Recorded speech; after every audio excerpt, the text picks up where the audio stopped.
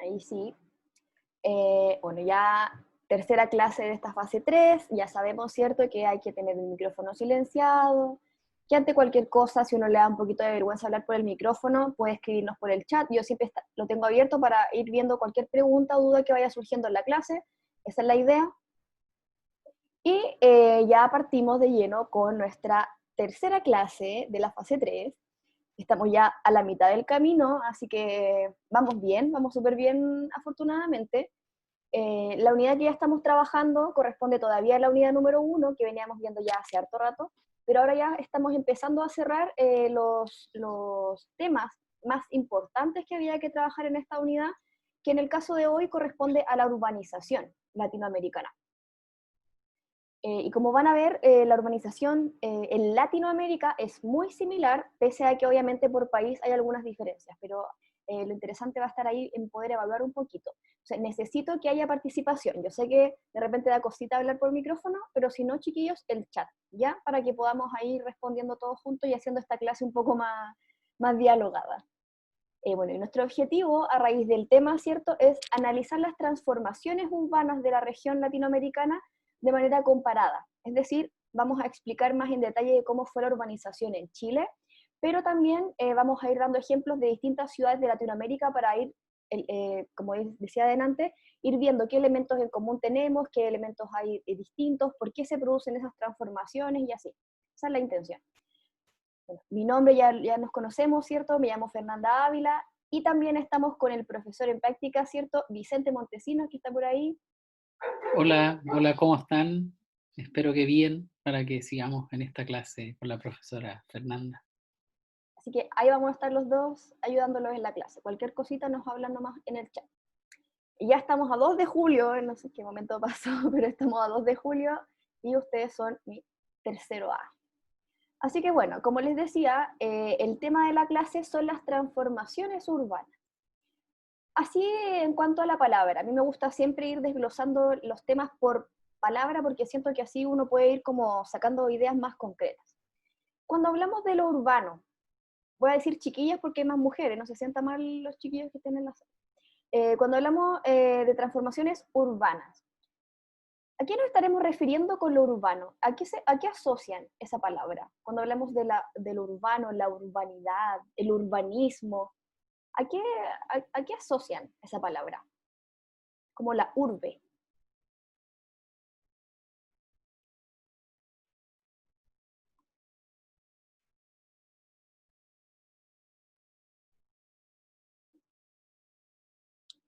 ¿Alguien por ahí que se le ocurra? ¿De dónde viene esta idea de la urbe, de lo urbano? A la ciudad, dice la Claudia, súper bien. La urbe, que es un concepto súper antiguo, a un lugar donde hay mucha gente, exacto, por ahí está la cosa, muy bien. Entonces, la ciudad, ¿cierto? O este espacio de aglomeración está asociado a la ciudad, ¿cierto? Y a lo urbano. El desarrollo de las ciudades, exacto, como dice la Connie por ahí. Entonces, queridas, aquí hay distintos planos, en su mayoría, hay algunos que no son planos. La idea de un plano es graficar una ciudad, ¿cierto? Para ir viendo el orden o la forma en la que se va estructurando una ciudad. Entonces, por ejemplo, esta imagen que está por aquí, ¿cierto? Que estoy marcando con el mouse, todas las que están acá abajo corresponden a planos, porque son dibujos que están vistos como si fueran desde arriba, ¿cierto? Como que yo estuviera mirando como a nivel, como desde el cielo mirar hacia abajo. En cambio, las dos imágenes que están acá al final, que corresponden a la Ciudad de México, no son planos porque ya son fotografías, ¿cierto? O una especie de dibujo, pero sí se pueden considerar planos en cierto sentido porque me permite reconocer la estructura de la ciudad. Por eso los pongo ahí como para que hagamos un análisis comparativo. Y lo hago con ciudades latinoamericanas para que vean que Ecuador, ¿cierto? México no son precisamente vecinas, pero sí tienen muchas similitudes. Entonces, por ejemplo, en la primera imagen que dice ahí que es un grabado en perspectiva, ¿cierto? Que es del año de 1620, o sea, del siglo XVII, es un plano súper antiguo. ¿Qué elementos podemos ver? ¿Qué cosas interesantes hay ahí? Por ejemplo, ¿cómo se ordena? ¿Qué significará ese espacio verde? vayan mencionando algunos elementos. ¿Qué se les ocurre que puede ser? ¿Cómo habrá sido esa ciudad en ese momento? ¿Qué serán esos puntitos azules? Vayan lanzando algunas ideas.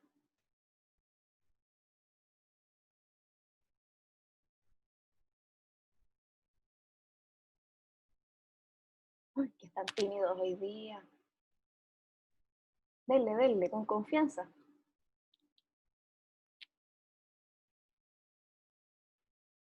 Piensen que hay agua, pareciera agua, ¿cierto? Esto como que está por alrededor. Si se fijan, es una ciudad súper estructurada, porque esta ciudad, la Isi me dice, el sector verde cultivos, exacto. Esa parte de afuera, ¿cierto? El exterior está relacionado con lo rural, con el tema de la agricultura, súper.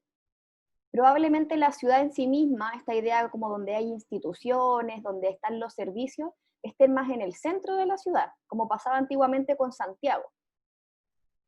Pero si se fijan, ¿cierto? Es un plano muy ordenadito, muy bien, muy cuadradito, por decirlo así. Tiene líneas perfectamente, ¿cierto?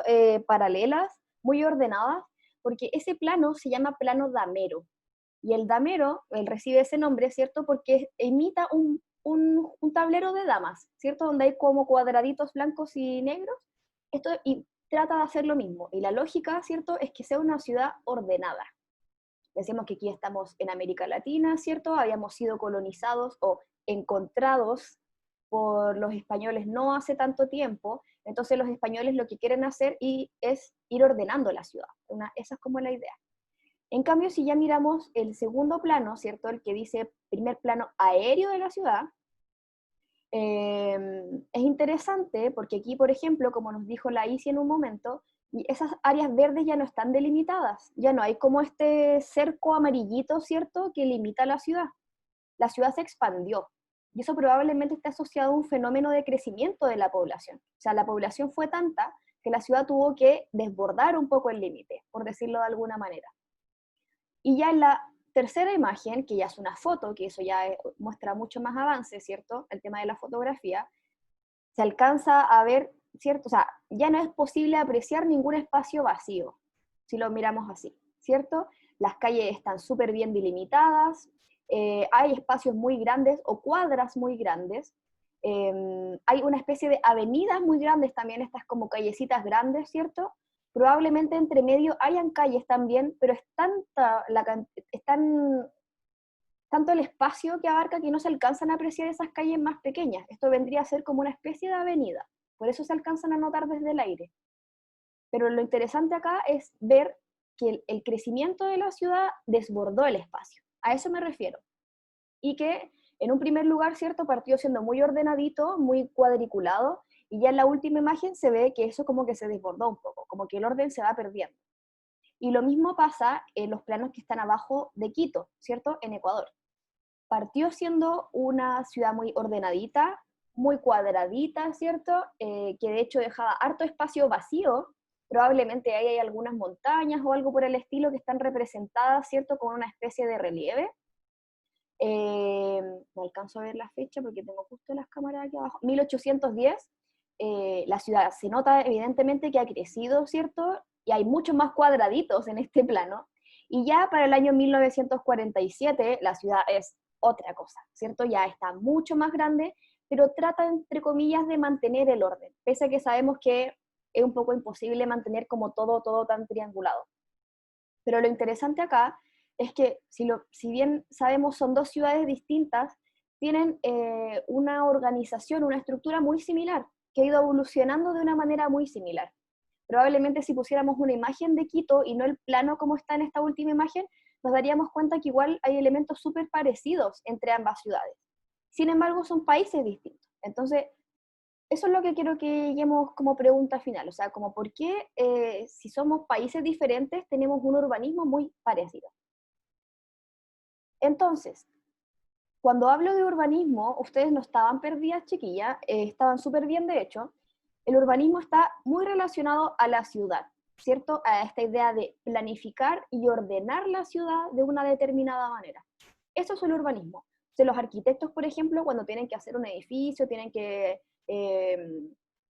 no sé, como hacer un tipo de construcción, tienen que ordenarlo, ¿cierto? O crearlo en relación con el urbanismo. No pueden poner así como, no sé, una fábrica de que 1000 contaminantes entre medio de la ciudad. No se puede, ¿cierto? La idea es que sea una ciudad ordenada, una ciudad limpia. Todo eso tiene relación con el urbanismo.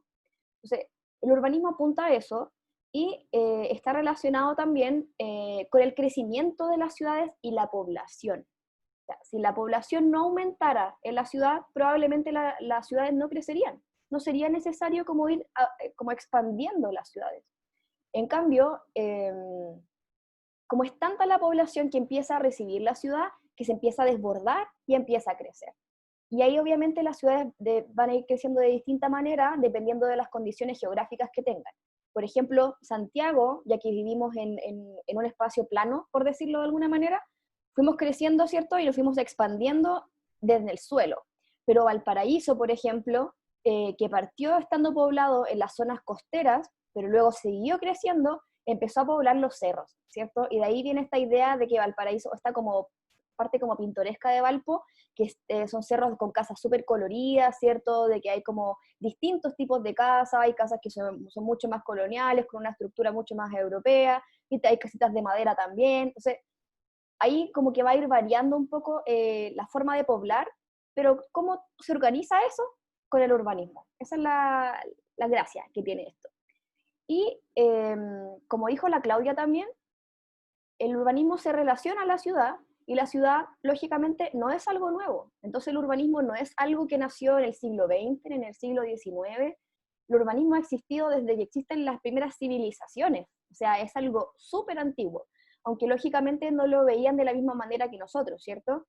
Pero si pensamos, por ejemplo, en la civilización maya, o en los aztecas, en los griegos, vamos a darnos cuenta de que había un espacio, ¿cierto?, público para la conversación, había otros espacios para la religión, habían espacios para el comercio, o sea, determinados sectores dentro de la ciudad. Y eso es urbanismo, esta idea como de ir ordenando la ciudad en ese sentido. Perdón. Y la gracia que tiene el urbanismo también es que nos permite también, o aborda también cómo se participa dentro de este espacio, cómo conviven las personas dentro de este espacio. No es simplemente como la forma en la que están, sino cómo se relacionan y cómo este espacio sirve para la participación.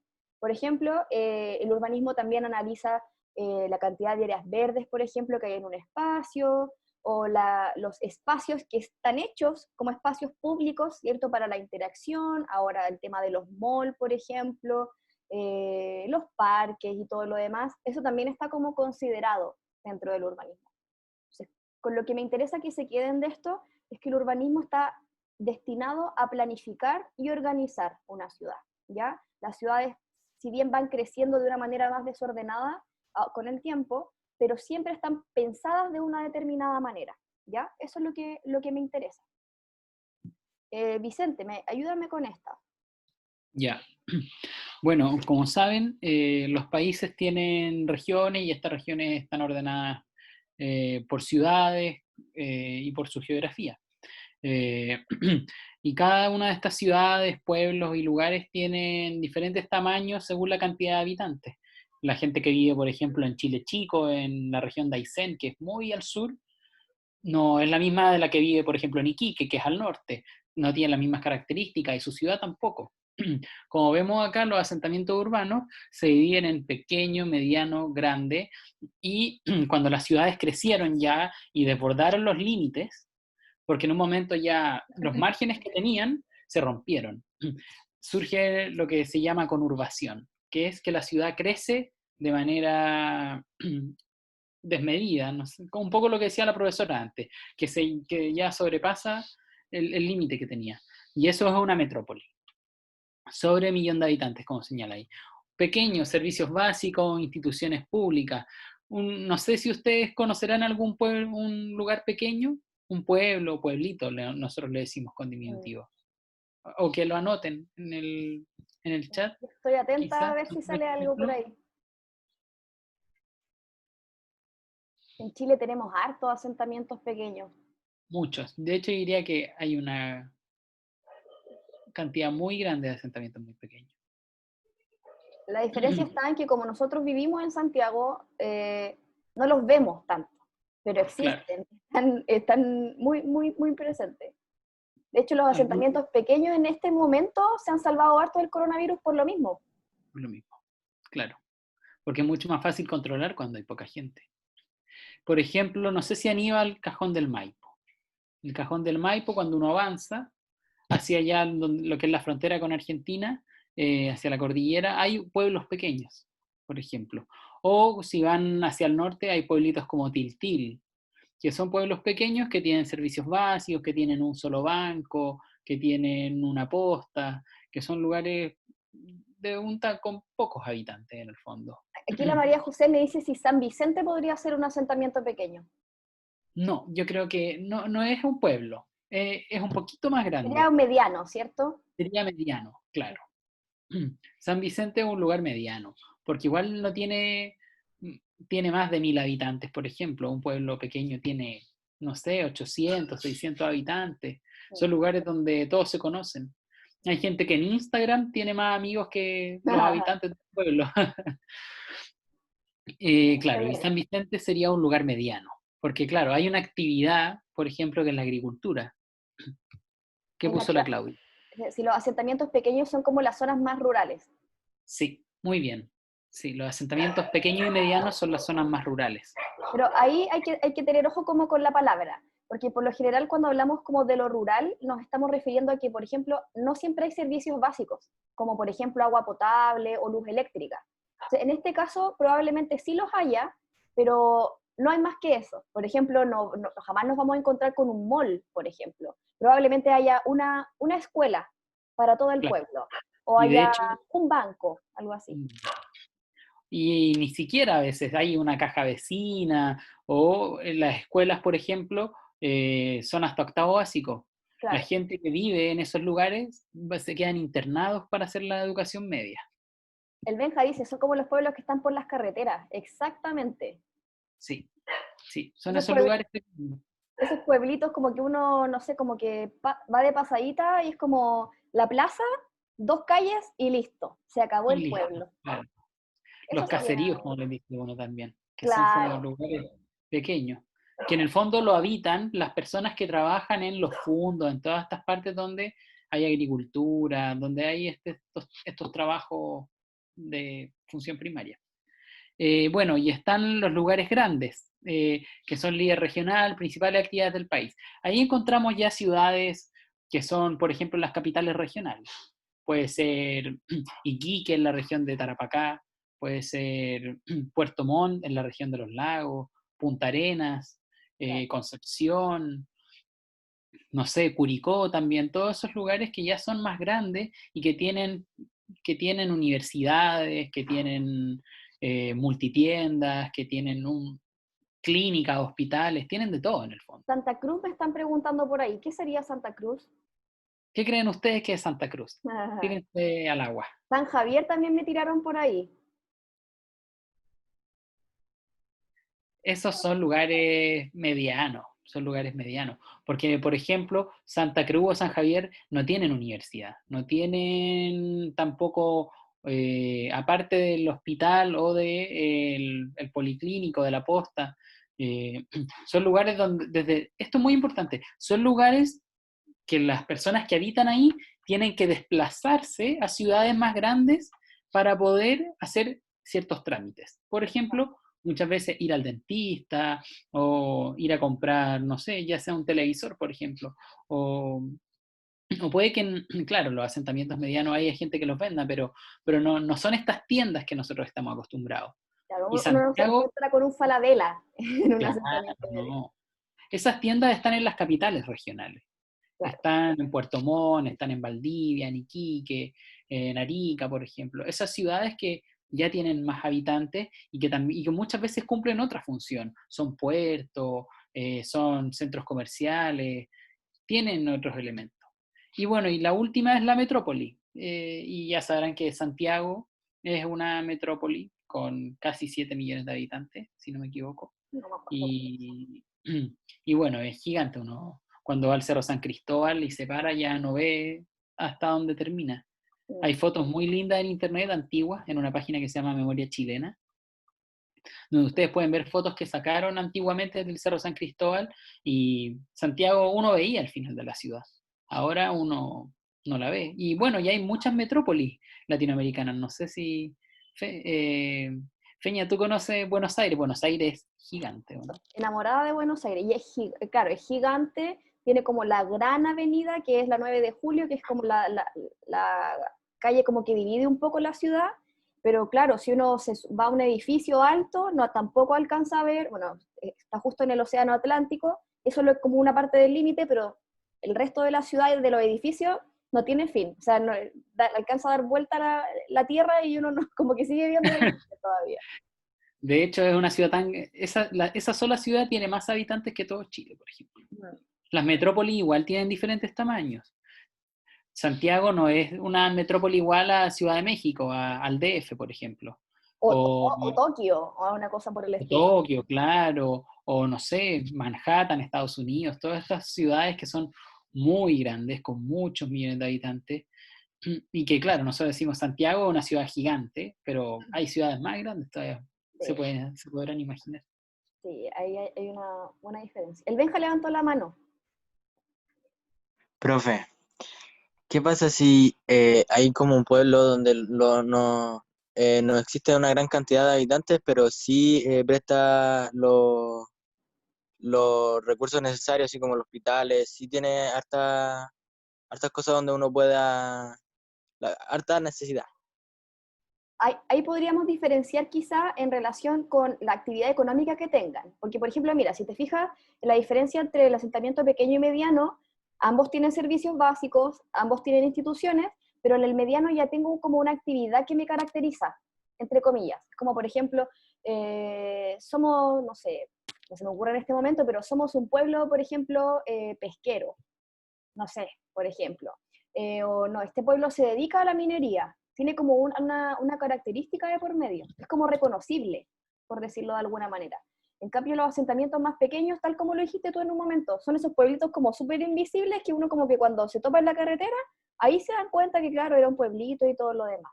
Pero en el mediano ya hay, está mucho más activo, como mucho más vivo en ese sentido. Claro. Claro. Por ejemplo, acá en Chile, acá a 3 horas de Santiago, está la región del Maule. Y la región del Maule, su capital, que en el fondo vendría a representar esta ciudad líder regional, la ciudad grande, entre comillas, que tiene universidades, tiene de todo. No es muy bonita Talca, pero es una ciudad que cumple su función. Esa es la ciudad grande, por ejemplo. Pero a 1 hora está Curicó, en la misma región, pero Curicó no cumple la función de Talca, no es el líder regional, no es la capital, no está la intendencia, por ejemplo, no está la gobernación, no están las instituciones públicas que le dan ese calibre. Claro. Entonces es una ciudad, claro, que es grande, pero tiene las características de una ciudad mediana. Cumple una actividad a nivel regional de agricultura, tiene instituciones financieras, también tiene bancos, tiene multitiendas, pero, por ejemplo, pero no es la líder regional. Claro. Ahí la capital es Talca. ¿Se entiende, Benja? Sí, sí, profe. Acá. Muchas gracias, bicho. Entonces, chiquillos, aquí también vamos a dar el ejemplo, como les decía, vamos a trabajarlo con Chile, pero nos vamos a dar cuenta más adelante que este proceso es muy similar. Entonces, vamos aquí ya haciendo como una especie de línea de tiempo de cómo ha sido la urbanización en Chile. Sabemos, ¿cierto?, que antes de los españoles, aquí habían ciudades, aquí no era una cosa pelada, como que no había nadie, no existía nadie, no, ¿cierto? Lo sabemos. Aquí habían pueblos originarios que tenían una organización y una urbanización en particular, pero ustedes saben que a los españoles no le caían bien los pueblos originarios, los trataron de erradicar lo mayor posible, y a raíz de los mismos es que dijeron ya, vamos a crear nuevas ciudades, porque si creamos una ciudad acá en representación de España, es básicamente decir, esto es mío. Entonces, los españoles de a poquito, ¿cierto?, fueron tomándose estos espacios y creando ciudades, siempre con esta idea del plano damero que veíamos delante, ¿cierto? Que esta idea súper ordenadita. Y en el plano damero lo interesante es que el centro del damero tiene una plaza. Y en torno a la plaza se erigen las instituciones más importantes, que en ese tiempo, por ejemplo, era la catedral o una iglesia, porque ustedes saben que el catolicismo en ese momento era la luz, tenemos el correo, por ejemplo, tenemos la casa del gobernador, tenemos como instituciones de relevancia de ese momento. Eso es lo primero. Otra cosa que se va a ir haciendo en cuanto a la urbanización es que se van a crear fortificaciones. Esta idea de ser un fuerte. Por ejemplo, en Valdivia, no sé si alguno ha tenido la posibilidad de ir a Valdivia, pero hay una ciudad que se llama Corral, en donde todavía hay un fuerte español, ¿cierto? Y que se hacía finalmente como un método de defensa. Esta idea de que ante cualquier amenaza externa, yo tengo ahí un fuerte, ¿cierto?, para defenderme. Esa es la intención de fortificar. Y obviamente cuando yo hago un fuerte también lo hago en nombre de lo que estoy representando, ¿cierto? Si es una fortificación española, es como defender un poco los intereses de la corona también, que también era importante. Y también se van a ir haciendo centros urbanos en este momento de acuerdo a la extracción mineral, porque pensemos que si algo se llevaron los españoles de nosotros, fueron nuestros minerales, ¿cierto? No, no era así como que quisieron venir para acá porque era bonito nomás, de hecho lo encontraban súper feo. Pero de a poquito fueron sacando cosas o sacando provecho de nuestras condiciones, ¿cierto? De nuestras riquezas, y fueron creando pequeños asentamientos para tener ahí trabajadores, entre comillas, llamémosle trabajadores, que pudieran trabajar en la extracción mineral. Entonces, la idea de fundar ciudades apela a eso, a esta idea de proteger, de crear un espacio en nombre de la corona, ¿cierto? Para la corona, y de a poquito ir asentando este espacio, ¿cómo podríamos decirlo? Para ir colonizando, básicamente.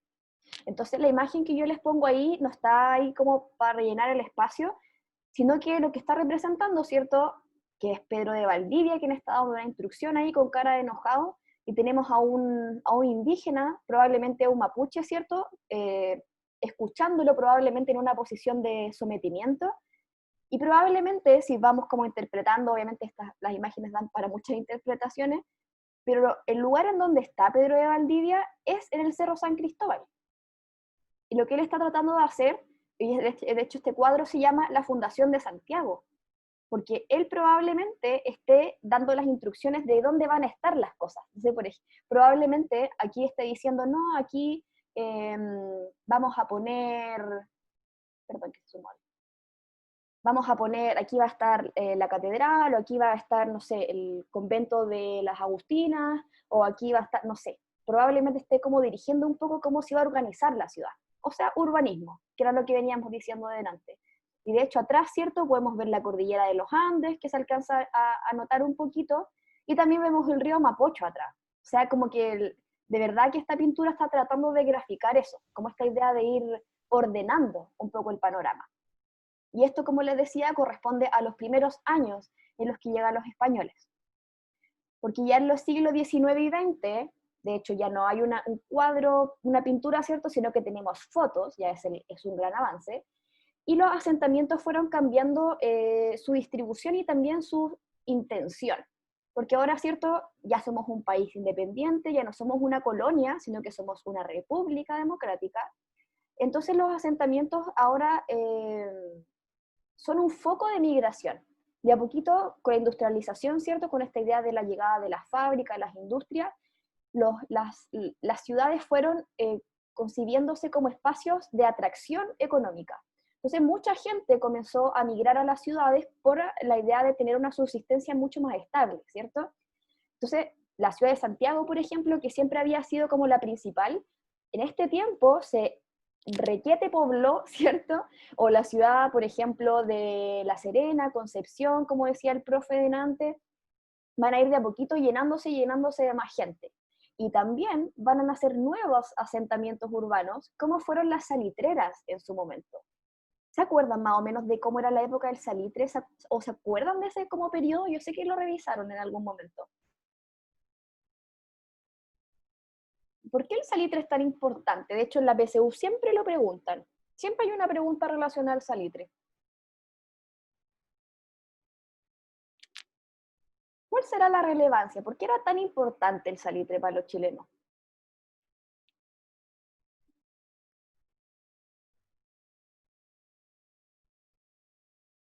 Sustento económico, exacto. Era el producto estrella de los chilenos.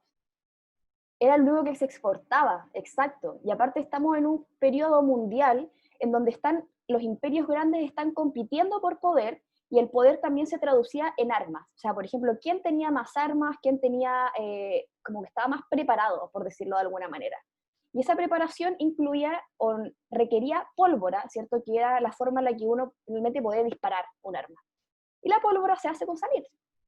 Entonces, ¿quién era el productor mágico y maravilloso del salitre? Chile.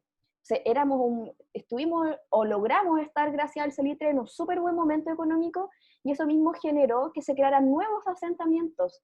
Hizo eso que la gente, imagínense la loco, se viera atraída a vivir en el desierto, en pleno desierto, ¿cierto? Porque en los desiertos estaban las salitreras. O sea, las oficinas salitreras eran espacios, ¿cierto? Donde había un espacio de la mina, donde se trabajaba el salitre, pero también habían territorios o habitaciones, conjuntos habitacionales, donde la gente podía vivir.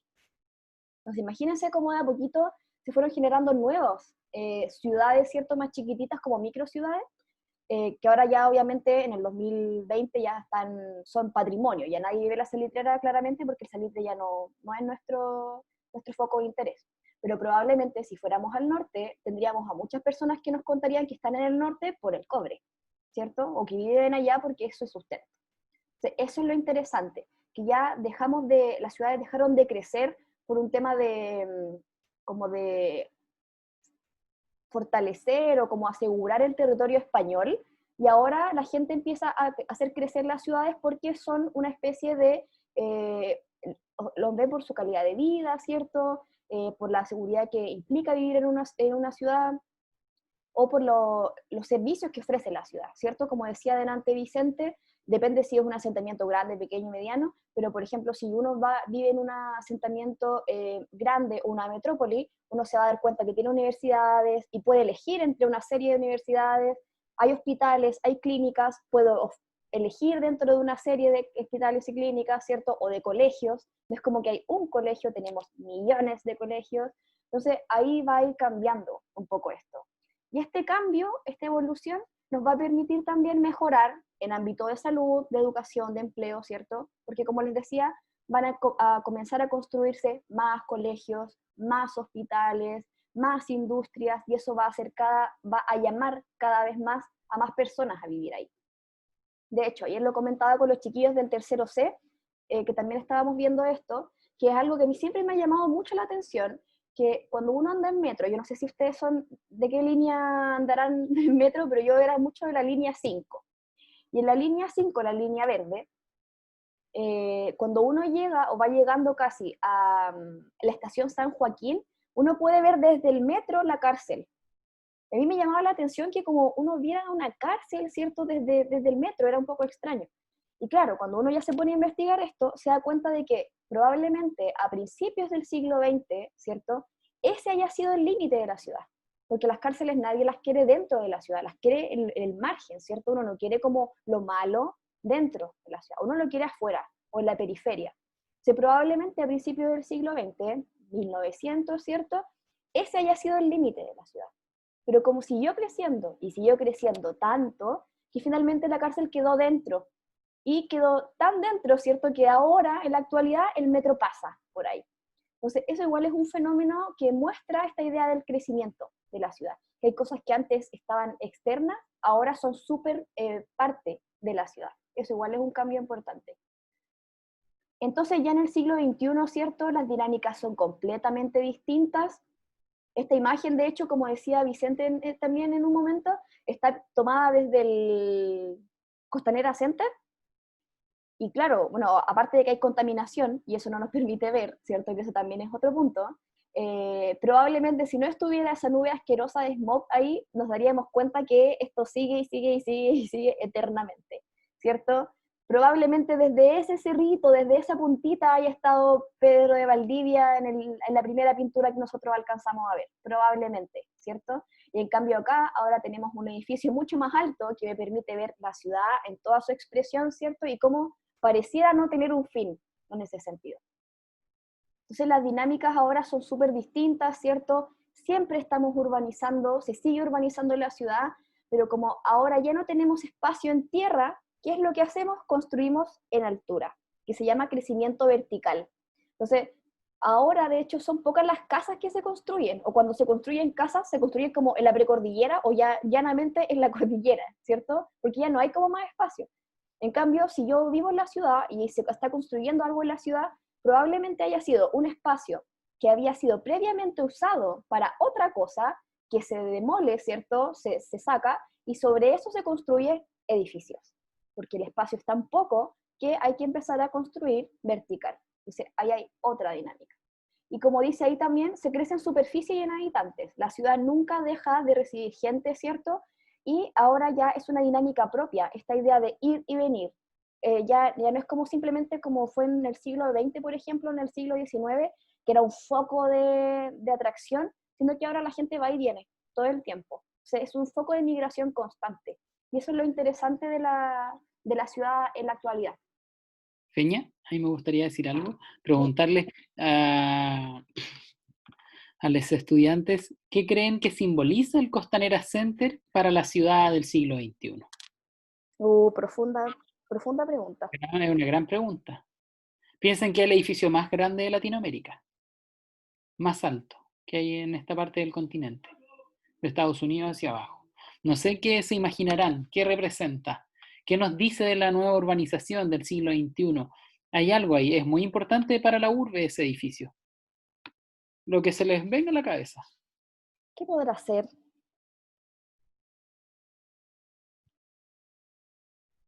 Y aparte, de hecho, ahora uno, si busca así, Santiago en imágenes de Google, al tiro, Costanera Center. Como que es lo primero que aparece ahora como de imagen de referencia de Santiago. Escucha, profe, yo, yo voy a decir, no sé, algo igual simple que puede ser que se vea la mano de obra que existe aquí, a lo que puede llegar un chileno o cualquier a construir. Claro, claro, sí. Es un poco, yo cuando proyecto algo, veo algo, como más visualizarlo, pensarlo, como yo quiero eso un poco. Santiago es una ciudad que, se fijan, creció mucho en base a los edificios.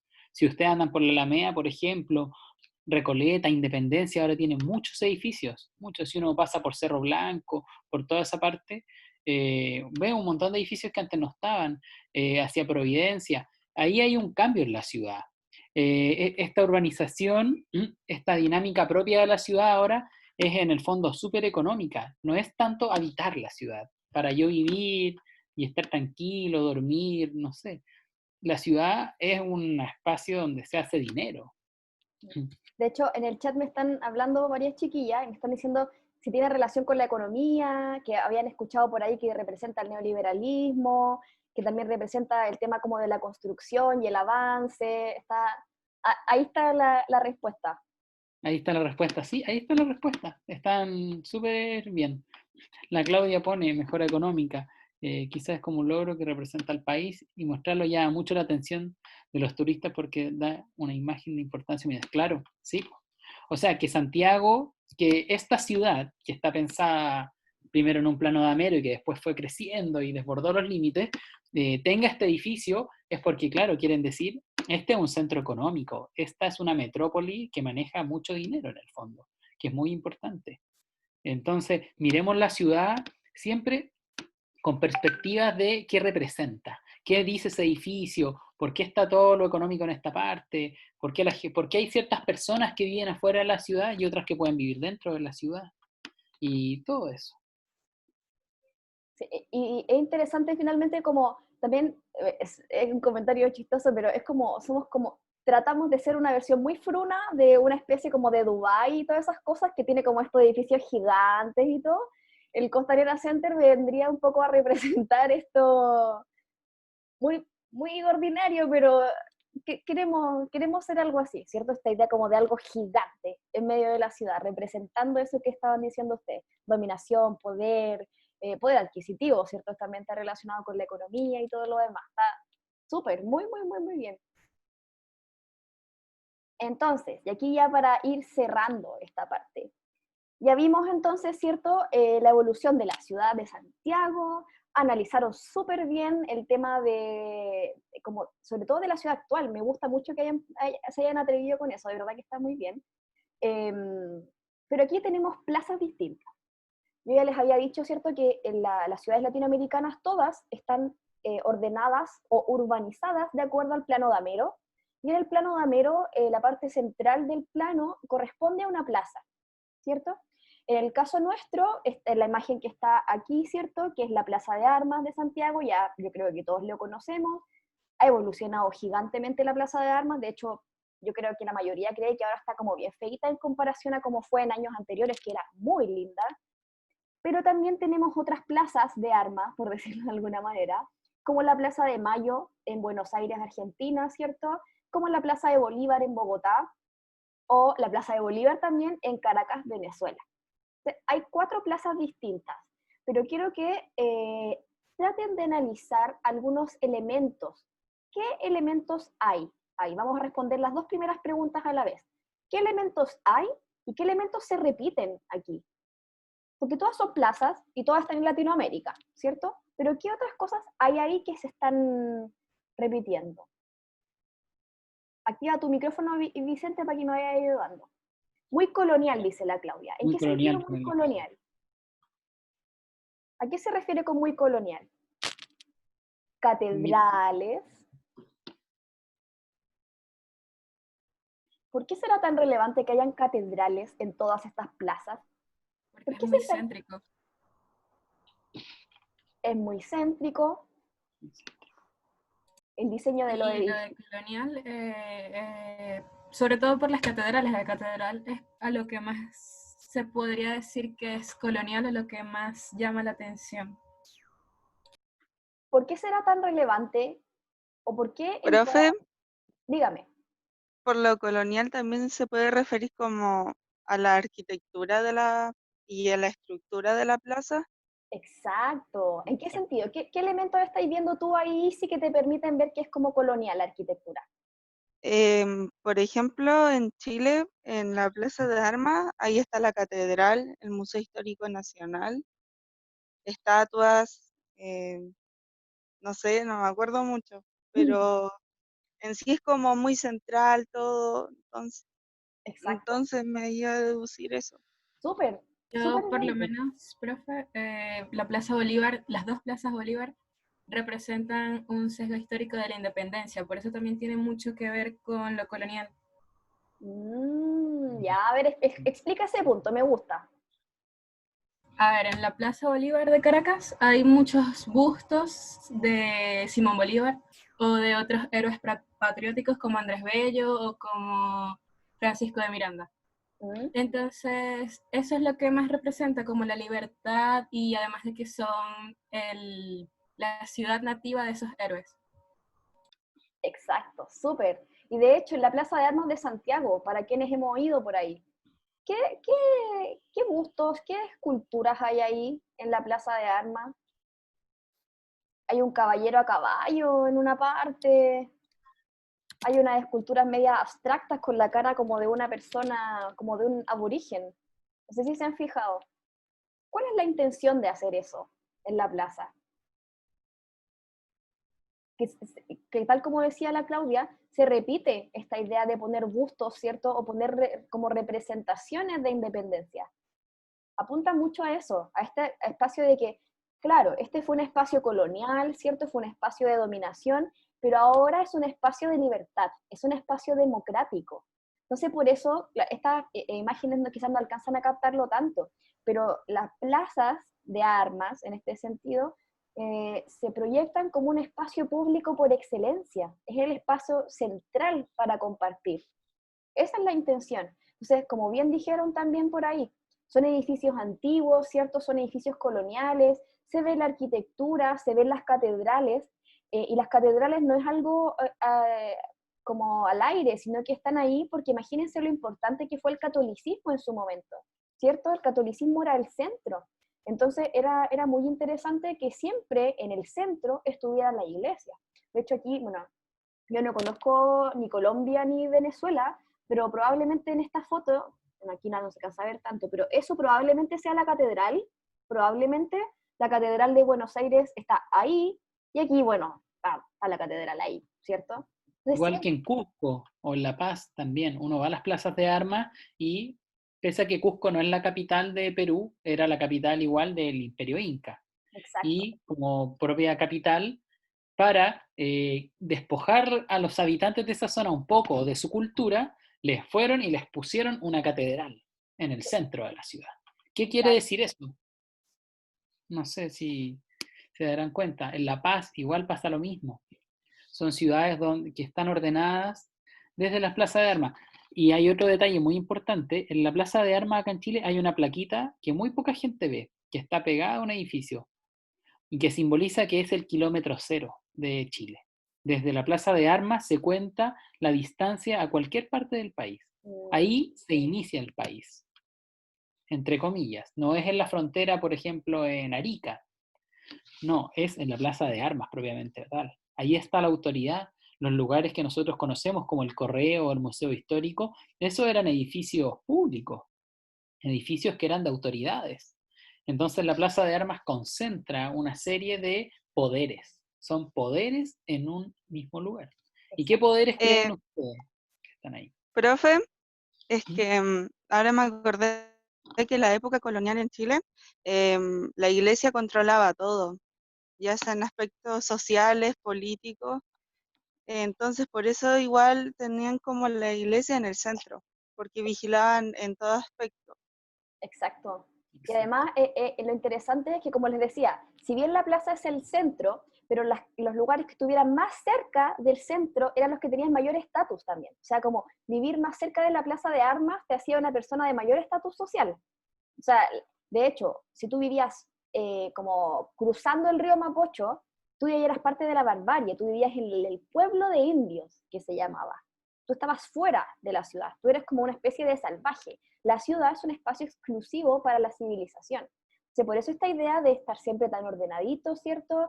Por ejemplo, cerca de la ciudad habían, ay, ¿cómo se llaman? Los dominicos, los jesuitas, no me acuerdo cómo se llaman. Como órdenes católicas, ¿cierto? Porque ellos eran, obviamente, como lo dijo la Isi, son el catolicismo, ¿cierto? O por ejemplo, cerca de ahí podrían haber o podría vivir algún hacendado importante, algún dueño de tierra importante, o algún, no sé, como gente con estatus. El edificio de correos, donde está, ¿saben cuál es el edificio de correos? De aquí se ve en la imagen de la Plaza de Armas de Santiago. Está en la esquinita. Ahí está. Ese es el edificio de correo. Ahí, ¿saben quién vivía? ¿De quién era esa residencia? Era una casa, ojo. Era una casa, sí. No es la misma que está en este momento ahora, pero ahí, no sé si sabrán, ¿nunca han escuchado? ¿No? Bueno, ahí vivía Pedro de Valdivia. Esa era la residencia de Pedro de Valdivia. O sea, que el fundador, que la autoridad de toda esta zona viviese al lado de la iglesia y en el centro dice algo del poder. Él tiene que vigilar todo. Él está en el centro mirando que todo funcione. Por ahí Y va la cosa, chiquillo. por ahí va la cosa. Y las iglesias también juegan un rol muy importante, porque algo más hacen las iglesias. Hacen dos cosas muy importantes. Esto me lo enseñó la profesora Fernanda, no creo que se acuerda, hace mucho tiempo. Y es que las iglesias están en altura y vigilan. Uno desde la iglesia ve a la distancia. Las ciudades antes eran más chicas y si venían a atacarla, Santiago la atacaron varias veces. Ellos desde la parte de altura de la iglesia miraban. Y también tiene campanas. La iglesia avisa las horas. Cuando termina la jornada laboral, cuando se inicia, la hora de la misa, por ejemplo. Hay edificios, por eso yo les decía antes, en la ciudad que tienen mucha importancia, que no son solo el edificio. Y eso es lo interesante, que finalmente nada está, y por eso es por la importancia del urbanismo, que le decía desde un comienzo. Nada está ahí porque sí, todo tiene un rol dentro del espacio. La iglesia, la plaza, de hecho esta idea misma como del área verde que se sigue en varios lugares, tiene un rol. O sea, eso es lo importante con lo que quiero que se queden. Y respondiendo ya a la última pregunta, ¿Por qué son semejantes? Básicamente, ¿cierto? Porque fueron las mismas personas que los distribuyeron. Fueron como los mismos ideólogos de la ciudad. Todos eran españoles, todos eran colonizadores, ¿cierto? Todos eran católicos. Estaban buscando lo mismo. Era esta idea como de dar presencia o de decir como esto ya no es indígena o ya no es aborigen, esto es español. Y se ordena, por lo tanto, en parámetros españoles. Entonces, ahí está como esta especie de respuesta a esa pregunta. ¿Se queda claro esto o hay alguna duda respecto a alguna cosita que vaya quedando pendiente? ¿Estamos claros? Pongan esos deditos para arriba. Claro, para quedarnos tranquilos, porque no sé qué hay como... Sí. Siente que hablan solo. ¿Sí? Ya. Qué bueno. Entonces, ya, esto vamos a hacerlo muy rápido, pero para que ayudarlos un poco con el tema del tríptico, ustedes saben ya que en el tríptico cada clase hay un concepto central. En este caso, ¿cuál sería el concepto central de nuestra clase? ¿Cuál sería el tema con el que tienen que trabajar en su careta 3 del tríptico? Urbanización, exacto. Ese es el concepto. ¿Qué ideas podríamos decir como que son las principales en cuanto a la urbanización? Díganme algunas ideas. Recuerden que ordena la ciudad, súper bien. ¿Qué más hace la urbanización? ¿Cuándo apareció la urbanización? Mantener el control. Muy bien. Hay algo muy importante que hace la urbanización. Muy, muy importante. Por ejemplo, y tiene que ver con el olor, con la limpieza. La ciudad es propia de la higiene. La ciudad ordena la suciedad. Eso hace también. La limpieza, la higiene. Antes la gente se moría porque no tenían, por ejemplo, tenían suelo de tierra, no tenían alcantarillado, no tenían agua. Perdón que mi perro está peleando.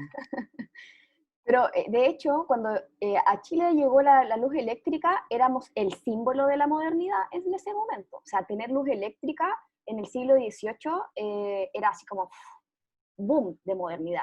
Imagínense lo que significó para Santiago, ¿cierto? Que fue una de las primeras ciudades en las que llegó, poder pasear, por ejemplo, en esta Alameda Grande, que antes no era una calle, ¿cierto? Sino que era un paseo, ojo ahí, y con luz, iluminado. Eso era un símbolo de modernidad gigante, de como esta idea de, como de civilización. O también, como decía el Vicente, como era tan mala la salud y la ciencia no tenía el avance que ha tenido hasta ahora, ¿cierto? Pese a que todavía no hay vacuna para el coronavirus. Pero la gente no tenía cómo vacunarse y no tenía, por ejemplo, cómo botar sus residuos. O sea, todo lo que uno hacía se iba por una acequia que pasaba por el medio de la ciudad, ¿cierto? O por el medio de la casa en muchos lugares. Entonces, ¿qué nivel de higiene estamos hablando, cierto? O la basura no pasaba a un recolector de basura buscando tus cosas. Entonces, Claro. hay varias cosas o elementos que fueron como organizados gracias a la urbanización. Y eso no cambió hace tan poco. Benjamín Vicuña Maquena, que lo pueden buscar en internet, sería un muy buen ejercicio que hiciesen eso, es una persona que ordena mucho la ciudad, mucho, mucho, mucho. Y él marca los límites de Santiago. Por ejemplo, San Miguel, todo eso, toda la zona sur, eso eran, como se denominaban en el siglo XIX, arrabales. Los arrabales, donde merodeaba la gente, donde no había alcantarillado, donde no había agua potable, y ahí la gente vivía hacinada, en unas casas sin ventana, entonces las enfermedades surgían. Y pensar la ciudad significa cómo nosotros vamos a tener una ciudad limpia, ordenada, como decía la profesora, que demuestre progreso, porque, como decía la profesora Fernanda, acá en Chile por el salitre había mucho dinero. Entonces demostremos que tenemos dinero teniendo una ciudad bonita. Exacto. ¿El Benja dijo algo? Ahí.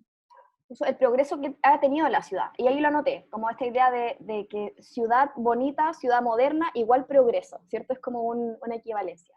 Y ahora ya para cerrar esto, sabemos, ¿cierto?, que en el tríptico también hay que mencionar una problemática o un desafío. Yo creo que ha sido lo más difícil en realidad cuando hemos tenido que revisar. ¿Cuál podría ser un desafío que tenemos en cuanto a la urbanización actual? Pensemos, como ya dijimos, ¿cierto?, que ahora es tan poco el suelo disponible que tenemos que empezar ya a crecer verticalmente, podría ser algo, que hay muchos edificios, por ejemplo, antiguos, que no son cuidados y que son patrimonio y que se están cayendo también, ¿cierto? O esta idea de crecer ya, o es tanta la cantidad de personas que vivimos en la ciudad, de Santiago en este caso, que tenemos que empezar ya a habitar espacios que antes eran naturales, ¿cierto? Que eran reserva, por ejemplo, eh, hacia la cordillera. ¿Qué desafíos se les ocurren a ustedes, como para ayudarlos un poco con su tarea? ¿Qué desafío tenemos hoy en cuanto a la urbanización? También pensemos en los temblores, en todo eso. Buen punto. ¿Qué desafío, qué cosas nos faltan por mejorar todavía? Porque claro que hemos avanzado mucho, pero aún hay cosas que tenemos que seguir revisando, que tenemos que estar atentos. ¿Qué podrá ser esas cositas que todavía tenemos pendientes? ¿A alguien se le ocurre algo por ahí?